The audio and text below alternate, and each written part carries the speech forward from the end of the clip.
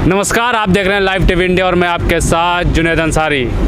भारत में जो है इस बार बिजली संकट यानी कोयले की कमी की बात हो रही है, तो दूसरी तरफ हिंदू मुस्लिम लगातार चल रहा है। सर राज ठाकरे हैं वो हनुमान चालीसा और मस्जिद में लाउड स्पीकर में ही लगे हैं, लेकिन बिजली संकट पे कोई बात नहीं कर रहा है। हमारे साथ हैं डॉक्टर अवनेश यादव, इनसे बात करेंगे और पूछेंगे कि बिजली संकट आखिर क्यों आया और क्या कारण है। पहले तो बहुत बहुत स्वागत है सर आपका। जी धन्यवाद। बिना बिजली के विश्वगुरु बनेगा भारत क्या? देखिए साहब, ना तो बिना बिजली के विश्वगुरु बन पाएगा भारत, ना बिना किसानों की तरक्की के विश्वगुरु बन पाएगा भारत, ना आप जैसे हम जैसे आम आदमी की प्रति व्यक्ति आय बढ़ाए बिना विश्वगुरु बन पाएगा भारत। हाँ, विश्वगुरु ये बन सकते हैं झूठ बोलने में, विश्वगुरु बन सकते हैं जुमलेबाजी करने में, विश्वगुरु बन सकते हैं हिंदू मुस्लिम के नाम पे जो सांप्रदायिकता का माहौल बनाया जा रहा है, जो माहौल को खराब किया जा रहा है, चाहे उसमें राज ठाकरे हों, चाहे उसमें कपिल मिश्रा हों, चाहे उसमें कैलाश विजयवर्गीय जैसे नेता हों, चाहे वो युवा यूथ ब्रिगेड वाला तेजस्वी सूर्या हो, ऐसे नेता हों, ये सब लोग सांप्रदायिक माहौल को खराब करके इस मामले में तो विश्वगुरु बनने को तैयार है। लेकिन देश के भविष्य की उज्ज्वलता के लिए क्या होगा उसकी किसी को चिंता नहीं है। बस ये अब्दुल को टाइट करने में लगे हुए।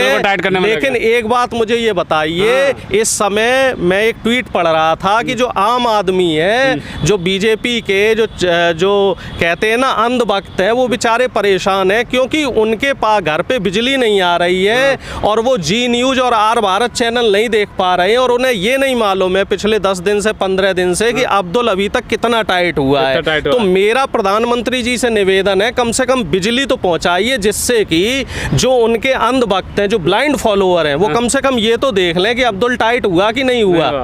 अच्छा, अंधभक्त लेकिन बोलेंगे नहीं, सहने के लिए बड़ी क्षमता है उनकी, सहते रहते हैं। बोले क्या बोले वो, उनकी भी मजबूरी है, उनकी भी तो मजबूरी है। वो क्या बोलेंगे। अब आप मुझे ये बताइए, महंगाई बढ़ रही है, उस पर वो बेचारे क्या बोलेंगे, क्योंकि वोट दिया उन्होंने, सपोर्ट किया उन्होंने।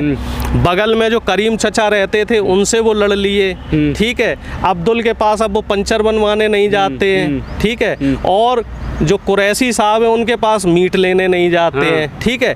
अब मैं भी देख रहा हूँ, कई मेरे मित्र हैं, उनसे मैं मिला हूँ अभी पिछले कुछ समय के दौरान, तो उन सब का यही कहना है कि हम किसी मुसलमान के पास नहीं जाएंगे और किसी मुसलमान से कोई सामान नहीं खरीदेंगे। अच्छा। चाहे उनको भूखा मरना पड़े, सब्जी नहीं लेंगे अब वो किसी मुसलमान से, सब्जी नहीं लेंगे। और ना ही आपसी जो मन प्रेम एक जो बना हुआ था ना, तो अंध भक्तों की ये हालत है कि वो मन प्रेम तोड़ने को तैयार। तरक्की हो तो रही, नौकरी नहीं मिल रही है, लाइट चली गई, बिजली संकट आ गया। यही तो मैं एग्जैक्टली आपसे कहना चाह रहा हूँ कि आदमी को अपना मरा और जिया नहीं दिख रहा है और उसको सांप्रदायिकता में इस कदर धकेल दिया गया है, उनके जहन में इतनी नफरत इस समय फूंक दी गई है। और जबकि आप देखो, एक मध्य प्रदेश का भी केस आया, मध्य प्रदेश का ये केस था किसी जिले का, वहाँ पे एक हिंदू परिवार, उसको एम्बुलेंस नहीं मिल रही थी क्योंकि हर जगह अस्पताल के खस्ता हाल है। और वहाँ पे एक मुसलमान भाई ने अपनी निजी गाड़ी से व्यवस्था करके उसको टाइम से अस्पताल पहुँचवाया, उसका इलाज करवाया और उसकी जान बचाई।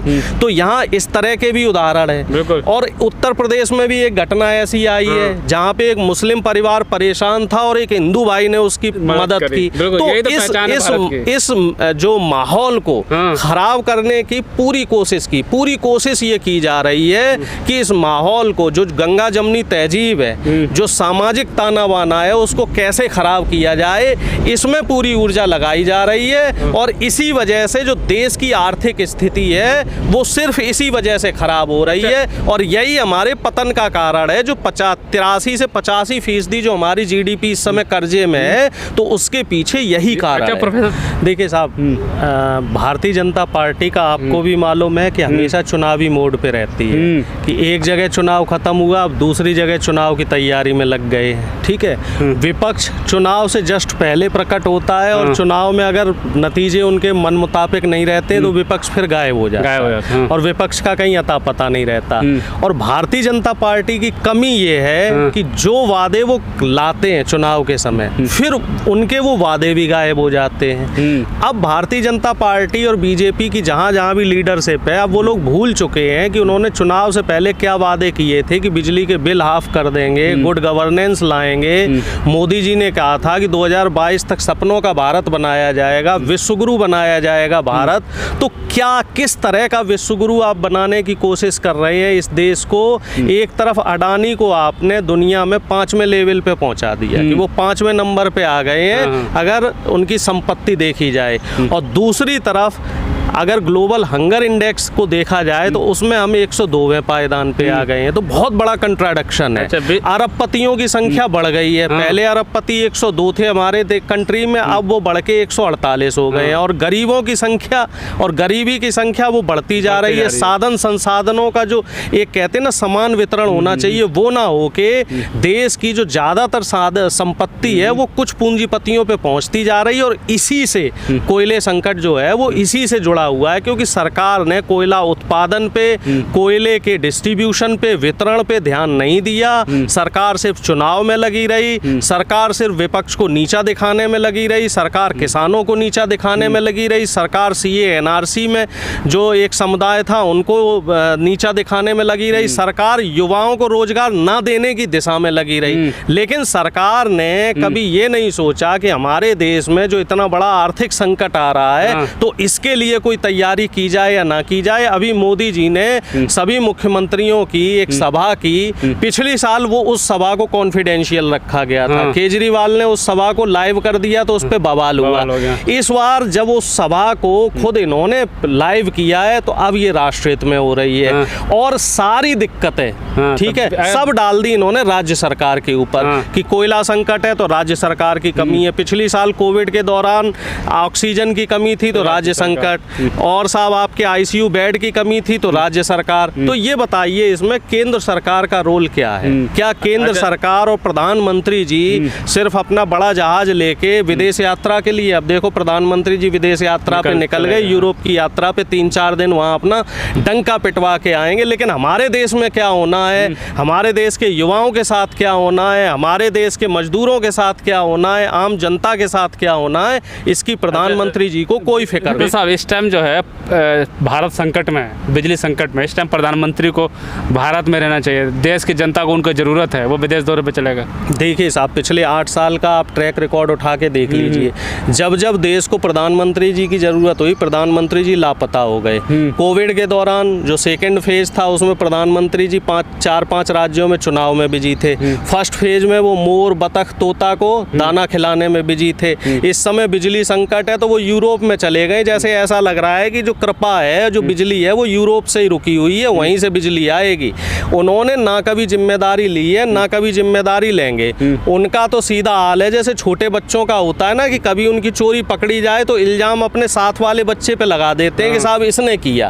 तो प्रधानमंत्री जी का भी यही है कि मीटिंग ले ली, सारे मुख्यमंत्रियों के ऊपर जिम्मेदारी थोप दी, कांग्रेस को गरिया दिया, नेहरू को गरिया दिया, गांधी को गरिया दिया, और अपना जो है फ्रस्ट्रेशन निकालने के लिए वो यूरोप भाग गए। उन्हीं मुख्यमंत्री को गरियाया, मतलब आरोप लगाया जिस पर जिनकी उनकी सरकार, जहाँ पे उनकी सरकार नहीं थी। उत्तर प्रदेश में नहीं कहा, बात बताओ, मध्य प्रदेश में नहीं कहा, उत्तर प्रदेश में जो इनके मंत्री हैं AK शर्मा जी, वो कह रहे हैं पुरानी सरकारों की वजह से बिजली नहीं आ रही है। बताओ पिछले 5 साल भी तो बीजेपी की सरकार थी, तब बिजली क्यों आई?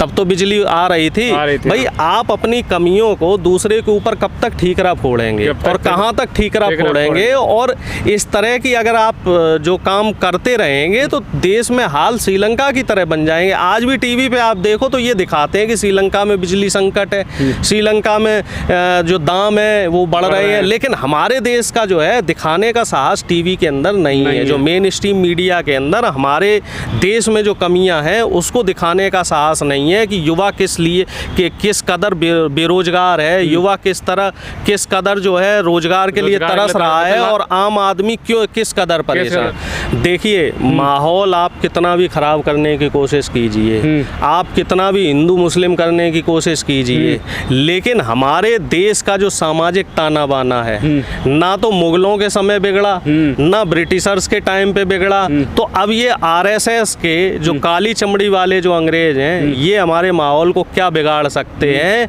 क्योंकि हमारे देश में कश्मीर से लेके कन्याकुमारी तक और इधर गुजरात से लेके आसाम तक जो आपसी भाईचारा है, हाँ, इस भाईचारे को इसमें थोड़ी खटास लाने की तो ये कोशिश कर सकते हैं, लेकिन ये भाईचारा खत्म नहीं कर सकते, क्योंकि यहाँ की मिट्टी में ही देश प्रेम है, यहाँ की मिट्टी में ही आपसी मन प्रेम बसा हुआ है। तो चाहे राज ठाकरे आ जाएं, चाहे कपिल मिश्रा जैसे लोग आ जाएं, ये लोग हमारा माहौल और हमारा जो सामाजिक ताना बाना है इसको बिगाड़ नहीं सकते। माइक उतर जाएगा, सब कुछ ठीक हो जाएगा। चाहे ये कुछ भी कर लें, मस्जिद से माइक उतार लें, चाहे मंदिर से माइक उतार लें, जो मुद्दों की बात है, महंगाई, बेरोजगारी, भ्रष्टाचार, इस पे इनको काम करना पड़ेगा। और जब तक ये लोग इन मुद्दों पे नहीं आते हैं, तब तक जो है देश बदहाली की हनुमान चालीसा पढ़ के सब ठीक हो जाएगा। देखिए साहब, हनुमान चालीसा पढ़ लीजिए आप, चाहे आप देवी के जागरण करवा लीजिए, चाहे कलमा पढ़ लीजिए, चाहे आप गुरुद्वारे चले जाइए,